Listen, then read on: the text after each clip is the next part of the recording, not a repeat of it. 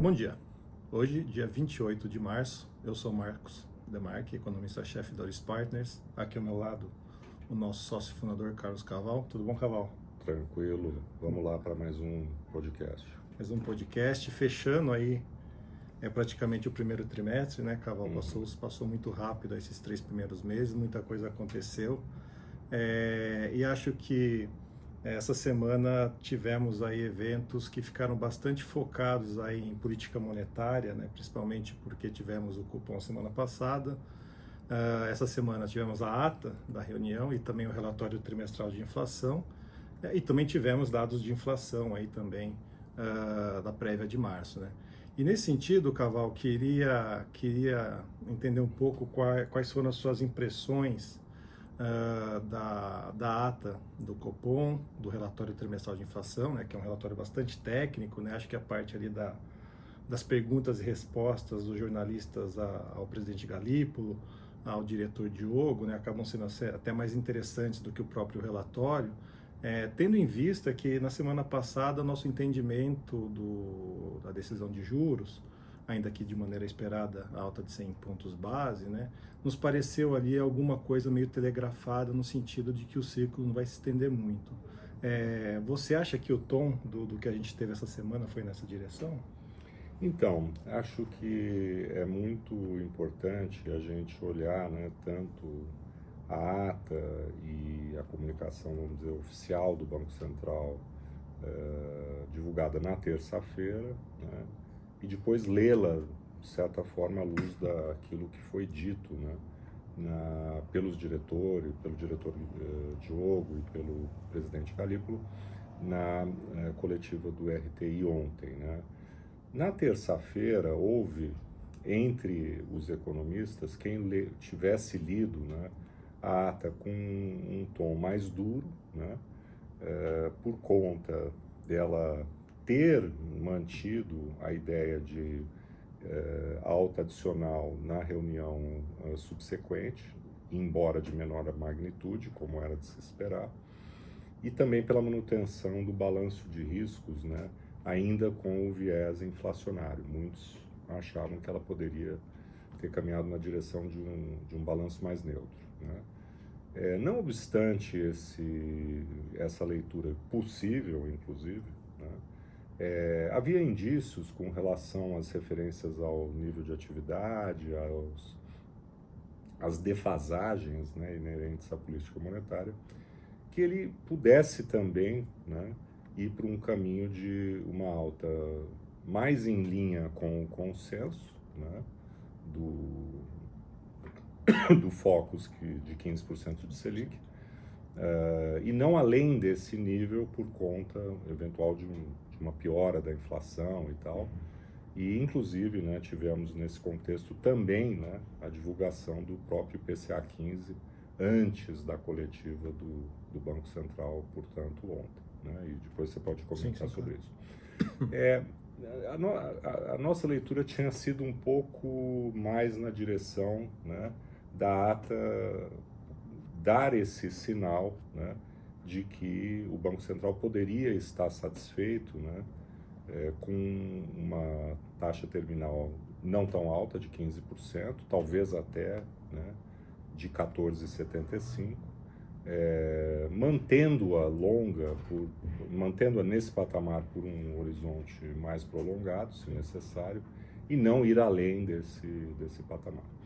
Acho que essa segunda leitura de que o BC, embora na coletiva de ontem, ressaltando, né, a resistência da inflação e tudo mais, a natureza, né, desse ciclo inflacionário, eu acho que os elementos ali adicionados, né, sugerem que, de fato, o plano de voo dele não vai muito além do 15, talvez até, né, aquém disso no 14,75, meio na próxima reunião e final de ciclo, né.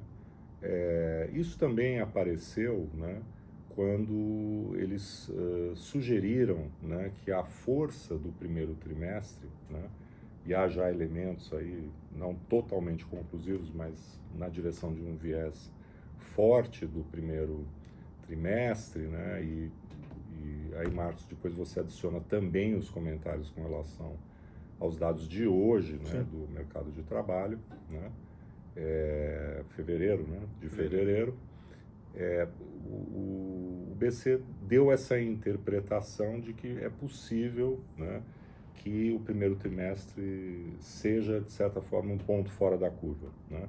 Enquanto no mercado, e nós já falamos disso aqui, muitos acham que talvez o ponto fora da curva tenha sido o quarto trimestre, né? Uma base mais baixa e tal, mas a economia ainda com um grau de crescimento relativamente robusto, né? E não só por conta da safra agrícola, que terá um peso grande agora no primeiro trimestre, mas também pelo mercado de trabalho. Bom, fica então a ideia de que a nossa visão, né, e tínhamos falado isso já na semana passada no pós-Copom, de uma Selic de 15%, parece bem calibrada, né? E hoje talvez a gente possa até imaginar que, se não for esse número, tem chance de ser menos, né? Parecia, né, até pelo menos o Copom, que talvez houvesse, né, um risco de ser, o viés fosse na direção de mais do que isso, e hoje talvez a gente possa até imaginar que o BC trabalha com um plano de voo que pode nem chegar no 15%. Agora, cabe aqui uma observação importante, que durante a coletiva, o diretor Diogo Guilhem, né, alertou o presidente Galípolo, né, o lembrou que eles não incorporaram no cenário, né, base do Banco Central duas medidas de estímulo muito importantes, em relação às quais, né, o mercado tem se focado muito no período recente, né. Acredito que, inclusive, tem gerado boa parte do estresse na curva de juros, né, que são, número um, a isenção do imposto de renda para aqueles que ganham até R$5.000. Com efeito ano que vem, né? Que tem efeito em cheio no horizonte relevante do BC no ano que vem. E também o crédito consignado privado, né? O presidente Galípolo disse que ainda havia dúvidas com relação a timing e tudo mais, né? É verdade, né? Mas não parece que esse seja um motivo suficiente para você não fazer algum tipo de hipótese, né? E eles terão que fazê-lo, né, proximamente, porque os números até aqui ventilados são expressivos, né? Ontem mesmo a XP soltou uma nota muito cautelosa, falando, né, de uma circunstância muito preliminar ainda, da avaliação deles, mas que poderia adicionar alguma coisa como 0,3 pontos percentuais de PIB, né? Mas aí, de novo, sem precisar exatamente o momento que isso ocorre, 25, 26, os dois, enfim. Então, certamente é algo que o BC e todos nós nos debruçaremos no futuro próximo para incorporar, né, enquanto uma variável importante para os rumos da política monetária. Então, eu diria que, no conjunto da obra, né, parece um BC não disposto a ir muito além dos 14,25 decididos, né, e telegrafados já anteriormente na reunião da semana passada, e mantemos aqui os 15%, né, enquanto fim de ciclo da Selic, não imaginando, né, que haja condições para que ele corte antes do final do ano, né? Até lá, evidentemente, teremos muitas variáveis, né?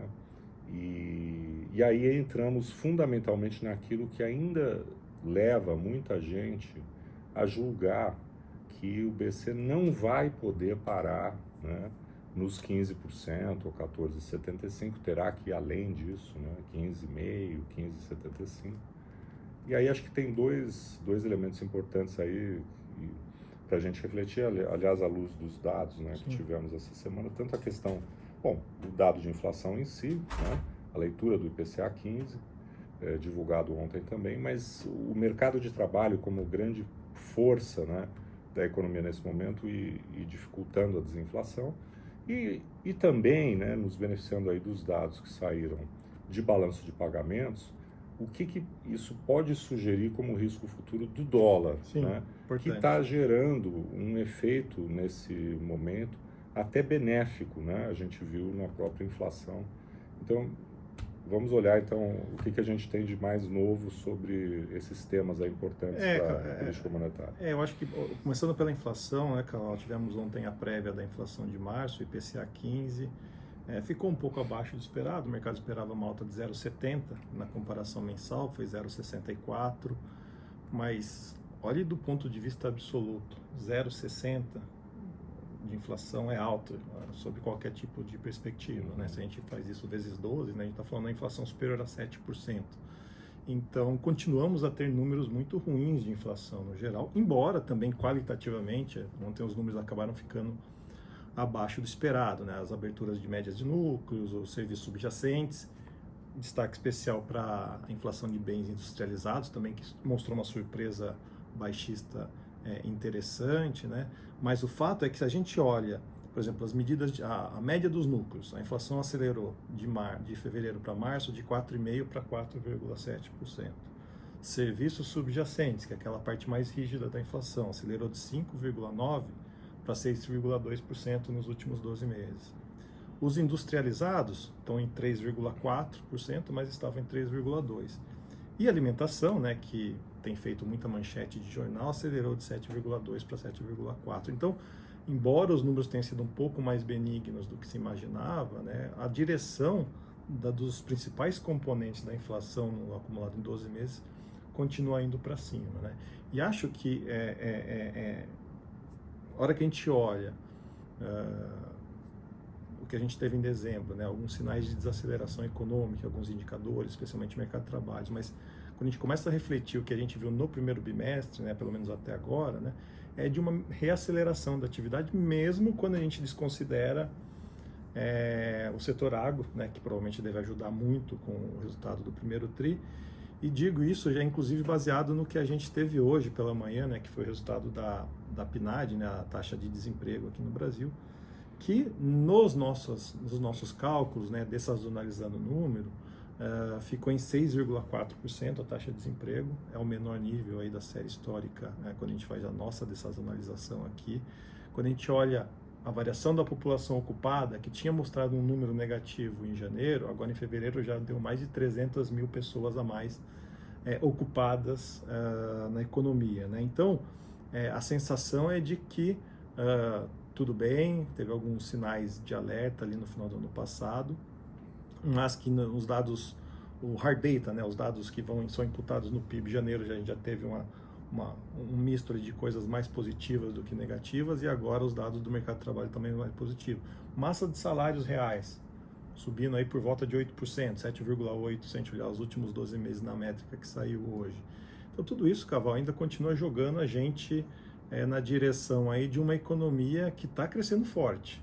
A gente pode até discutir, vai ter desaceleração mais para frente ou não, mas por enquanto ainda parece algo muito incipiente. O Banco Central ontem colocou algum peso nas pesquisas de confiança, né, que a gente chama de soft data, né, os dados que são de pesquisas, nem não dados apurados propriamente da atividade, que mostraram alguma desaceleração, mas para mim é algo muito marginal, não parece algo significativo. E aí a gente já muda para um outro ponto que eu também queria te ouvir, né, Carol? Os dados de transações correntes, né, como você disse, saíram os dados de fevereiro e mostraram um déficit de 8,8 bilhões de dólares em fevereiro. Como comparação, né, fevereiro do ano passado tinha sido 3,9 bilhões de dólares, então mais do que dobrou o déficit. Só que quando a gente olha 12 meses, né, acumulado 12 meses, que é o jeito mais fácil para a gente olhar o direcionamento para onde as coisas estão indo, o déficit já alcançou 70 bilhões de dólares, se a gente pegar os últimos 12 meses, sendo que em fevereiro do ano passado, né, também olhando 12 meses antes, o acumulado 12 meses, tinha batido 24 bilhões. Então, quase triplicou. Quase triplicou. Mas, e quando a gente olha como proporção do PIB, né, o déficit de transação corrente 12 meses como proporção do PIB, esse sim triplicou, porque estava em 1,1% há um ano atrás, e agora está em 3,2%. Né? Então, acho que é importante porque já até pensando nessa ideia de que eventualmente o câmbio possa não ficar tão perto de onde esteve nessas últimas semanas, porque do ponto de vista prático, de dezembro para agora, março, os fundamentos da economia brasileira, principalmente pelo lado fiscal, não parecem terem se alterado muito. Mas quando a gente olha o fundamento, né, do setor externo, esse parece mais claramente que está indo numa direção negativa, né, Caval? Uhum. Exato. Nós temos aí, já falamos muito sobre isso, né, o desequilíbrio, né, claro, entre a oferta, né, da economia de bens e serviços e a demanda, que está muito superior, né? A política monetária tenta, né, exatamente reduzir essa distância, né, o hiato do produto, né, que está em terreno positivo, para exatamente equilibrar uma coisa com a outra e jogar, inclusive, a demanda para baixo da oferta para que você tenha, né, a desinflação aí necessária nesse momento. E nada indica, né, que nós, no primeiro trimestre, estejamos, né, nesse contexto de redução desse diferencial, né? A expressão disso, no caso dos produtos que não são, dos bens, melhor dizendo, dos serviços, né, que não são substituíveis por importações, é a inflação, né, muito forte na área de serviços.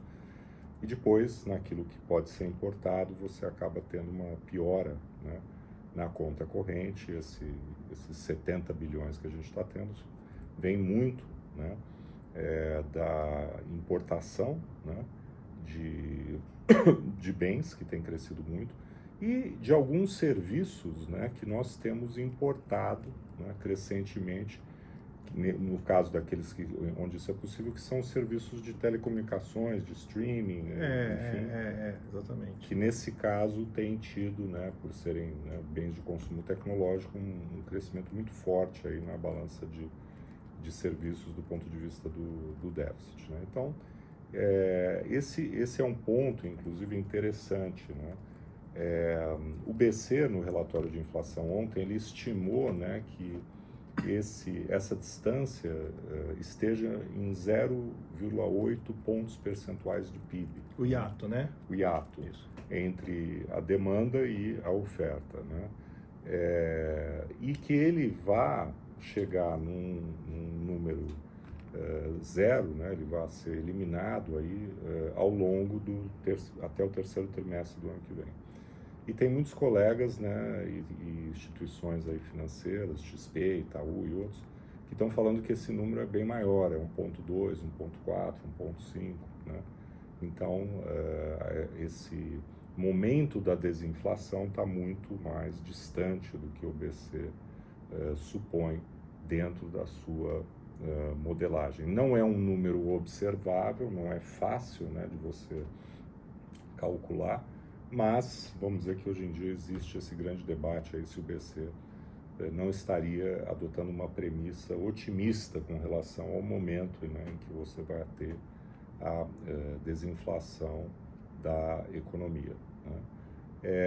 Então, nesse sentido, agora nós vamos ter que continuar acompanhando a evolução dos dados econômicos, especialmente os dados, o hard data, né, os dados que realmente medem a atividade, né, e também o mercado de trabalho. E há uma expectativa grande com relação à divulgação do emprego formal, CAGED, até pela notícia que circulou aí. O boato, né, de certa forma, que circulou ontem, né? Isso, de que eu viria alguma coisa na casa dos 400 mil, né, que seria um número muito forte. Criação de 400 mil empregos formais, né, no mês de fevereiro seria um número muito forte, causou estranheza, né? E vamos aguardar aí o número para ver em que pé está de fato o mercado de trabalho. Acho que é só uma cautela, né, com esse tipo de boato, né, assim, que às vezes é fundado, né, mas às vezes é infundado, né. E só para fechar aqui, Caval, acho que a gente hoje nem entrou muito na questão do cenário internacional, né, mas assim, como eu disse aqui, fundamentalmente, se a gente olhar a atividade no Brasil, parece que não teve uma mudança significativa, olhando de 6 meses para cá.